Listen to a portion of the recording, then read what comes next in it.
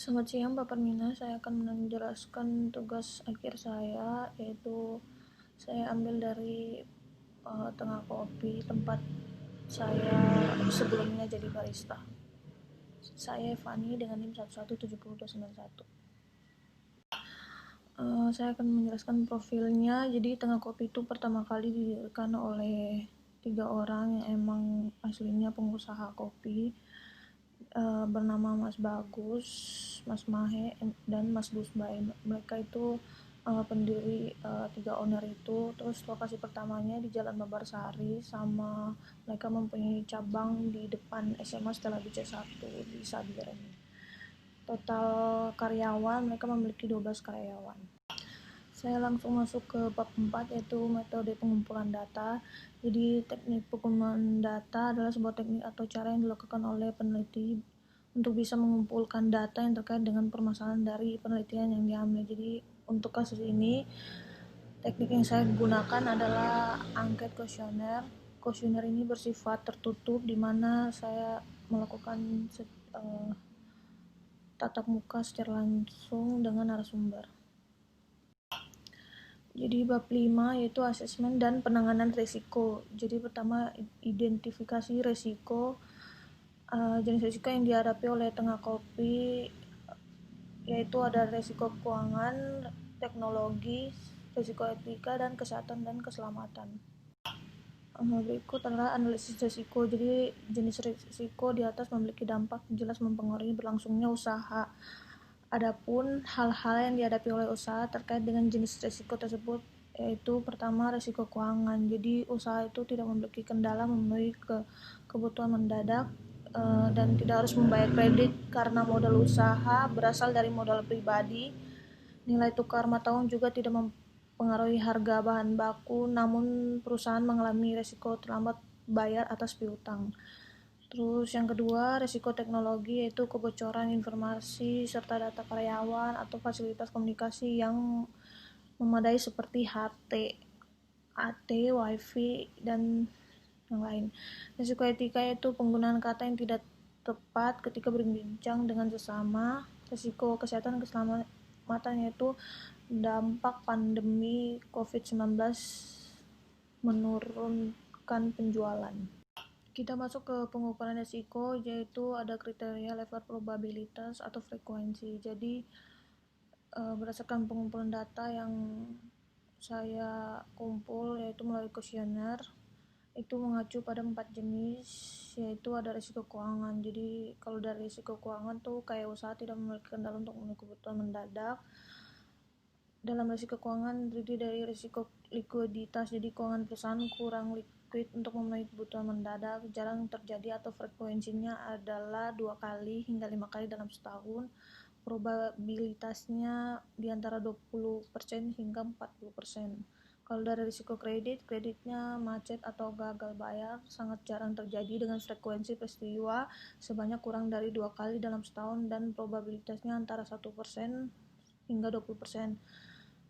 Dan risiko mata uang, fluktuasi atau mata uang mempengaruhi keuangan perusahaan, jadi sangat jarang terjadi, frekuensinya 2 kali dalam setahun, probabilitasnya antara 1% hingga 20%.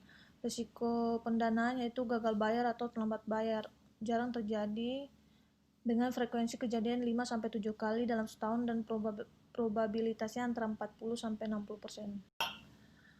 Dan masuk ke risiko teknologi, yaitu informasi kayak kebocoran data karyawan atau reset menu pada pihak luar atau pesaing jarang terjadi, jadi probabilitasnya 40% sampai 60%. Terus komunikasi kayak fasilitas komunikasi yang kurang memadai seperti WiFi, HT, dan tersebut jarang terjadi, frekuensinya antara 2-5 kali dalam setahun, probabilitasnya 20% hingga 40%. Risiko etika, jadi karakter buruk karyawan itu jarang terjadi, frekuensinya antara 2-5 kali dalam setahun, probabilitasnya antara 20% hingga 40%. Terus kurang menghargai sesama antara sesama karyawan, atasan atau pelanggan jarang terjadi, jadi frekuensinya antara 2-5 dalam setahun dan probabilitasnya 20-40. Mencuri atau korupsi sangat jarang terjadi, frekuensi peristiwa sebanyak kurang dari 2 kali dalam setahun dan probabilitasnya 1% hingga 20%. Dari risiko kesehatan yaitu standar kerja SOP tidak jelas, sangat jarang terjadi dengan frekuensi peristiwa sebanyak kurang dari 2 kali dalam setahun dan probabilitasnya antara 1% hingga 20%. Lingkungan tempat kerja, keamanan atau sekitar lokasi tidak kondusif jarang terjadi, frekuensi antara 2 sampai 5 kali dalam setahun, probabilitasnya antara 20% hingga 40%. Terus lingkungan dari manusia, gangguan kesehatan fisik atau mental sering terjadi, jadi frekuensi kejadian antara 7 sampai 10 dalam setahun dan probabilitasnya antara 60% sampai 80%.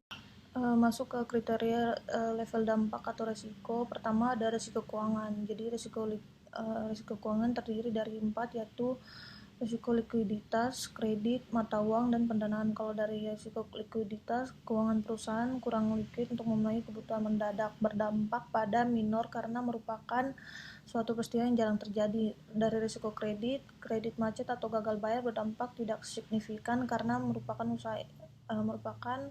usaha yang berasal dari modal sendiri sehingga tidak terkait utang dengan pihak lain.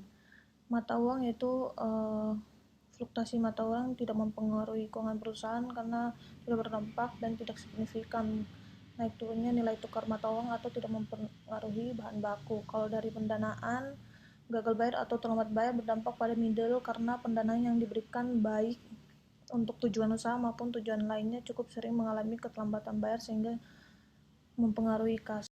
Dari risiko teknologi, informasi itu kayak kebocoran data karyawan, resep menu pada pihak perusahaan berdampak minor karena walaupun cukup sering terjadi terkait data karyawan, namun karyawan cukup profesional untuk menjaga kerahasiaan bahan baku. Komunikasi kayak fasilitas komunikasi kurang memadai seperti wifi, HT berdampak pada minor karena jarang terjadi dan biasanya dapat segera diatasi. Kalau dari risiko etika, kayak karakter buruk karyawan jarang terjadi, berdampak middle karena berpotensi mengganggu kenyamanan pelanggan. Terus kurang menghargai sesama antara sesama karyawan jarang terjadi, berdampak signifikan karena mengganggu kenyamanan pelanggan dan dapat mengakibatkan kehilangan loyalitas pelanggan dan gagal mendapatkan pelanggan baru. Terus mencuri atau korupsi dampaknya tidak signifikan karena hampir tidak pernah terjadi, sangat jarang terjadi sehingga tidak membutuhkan perhatian yang khusus. Risiko kesehatan dan keselamatan. Jadi standar kerja atau SOP tidak jelas, dampaknya tidak signifikan karena SOP sangat jelas di dalam kontrak yang sangat membantu dan mencapai tujuan usaha. Terus lingkungan tempat kerja, COVID-19 jarang terjadi, dampaknya sangat signifikan karena kebijakan yang ditetapkan pemerintah mempengaruhi pendapatan, omset, dan keuangan usaha. Terus dari manusia, gangguan kesehatan atau fisik mental sering terjadi, dampaknya signifikan karena ketika terjadi cedera atau gangguan kesehatan lainnya dapat mengganggu produktivitas usaha. Berikut ini area pemetaan risiko saya, yaitu dari 10, 8, 6 itu area penerimaan dampak, terus dari 6, 8, 10 ke kanan itu area mitigasi dampak. Jadi kalau dari penghitungan risiko maka didapat data sebagai berikut, yaitu saya dari risiko keuangan 1 kali 75% dari hitungan kuesioner saya, jadi itu dapat 3. Terus 2 dari teknologi ada 5, etika ada 4,4, dan kesehatan dan keselamatan ada 7,3.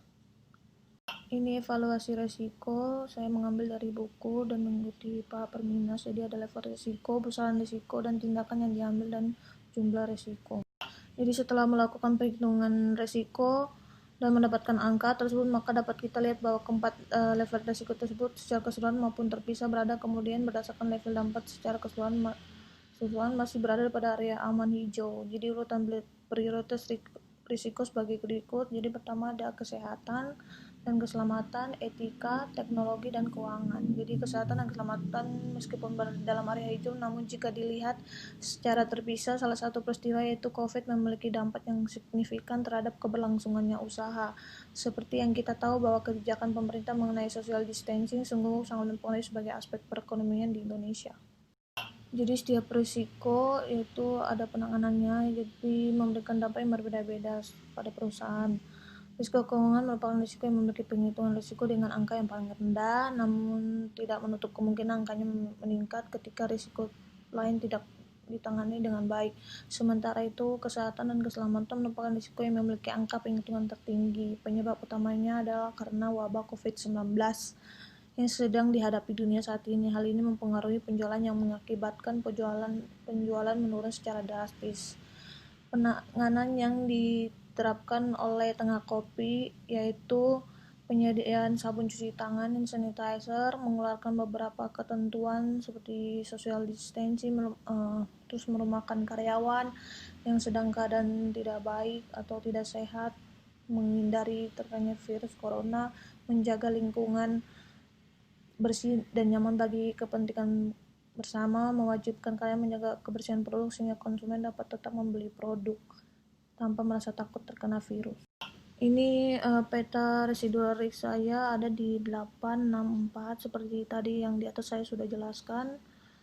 Jadi ini ada pengendalian atau matriks jenis risiko dan rencana opsi penanganan risiko serta siapa penanggung jawab risiko. Pertama ada prioritas risiko, jadi rencana penanganannya ada opsi penanganan, rencana aksi, output, target, jadwal implementasi, PIC. Terus dari tabel rencana residual harapan ada penurunan level kemungkinan risiko dan penurunan level dampak risiko sama penurunan level risiko. Jadi dari opsi penanganan itu ada risiko kesehatan dan keselamatan. Rencana aksi itu kayak penyediaan sabun, cuci tangan, dan sanitizer, terus menggunakan masker, mengeluarkan beberapa ketentuan terkait kebijakan social distancing, terus merumahkan karyawan lagi yang sedang sakit. Terus dari output mencegah penularan virus, dari target meningkatkan kembali penjualan, terus jadwal implementasi selama masa pandemi COVID. Jadi PIC-nya pemilik sama karyawan.